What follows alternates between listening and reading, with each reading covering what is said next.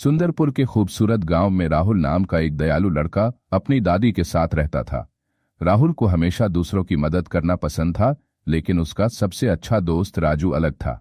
राजू कहता था, अगर बदले में कुछ नहीं मिलता तो मैं दूसरों की मदद क्यों करूं?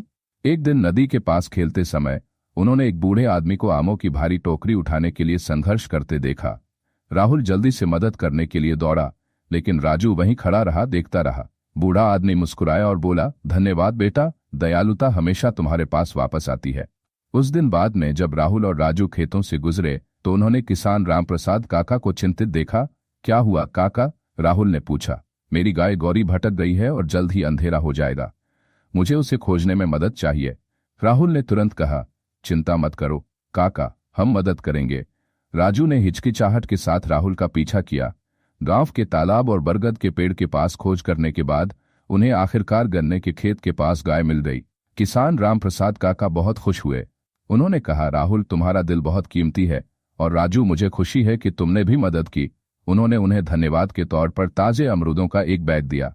राजू हैरान था, तो दूसरों की मदद करना फायदेमंद हो सकता है, उसने सोचा। अगली सुबह राजू मंदिर के पास टहल रहा था जब उसने मीना नाम की एक छोटी लड़की को रोते हुए देखा। क्या हुआ? उसने पूछा। भैया, मेरा पिल्ला चिंटू गायब है। वह रो पड़ी। राजू को याद आया कि कैसे राहुल हमेशा दूसरों की मदद करता था। उसने एक पल के लिए सोचा और मदद करने का फैसला किया। उसने हर जगह खोजा और आखिरकार चिंटू को बाजार के पास एक झाड़ी में फंसा हुआ पाया। उसने सावधानी से छोटे पिल्ले को उठाया और उसे मीना के पास वापस ले आया।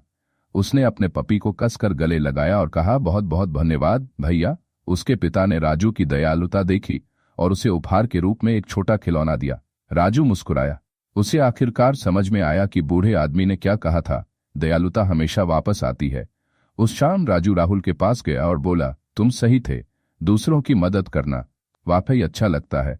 राहुल हंसा। देखा, दयालुता जादू की तरह है। जितना ज्यादा आप देते हैं उतनी ही ज्यादा खुशियां आपके पास वापस आती हैं। उस दिन से राजू बदल गया। वह और भी दयालु हो गया और हमेशा दूसरों की मदद करता रहा।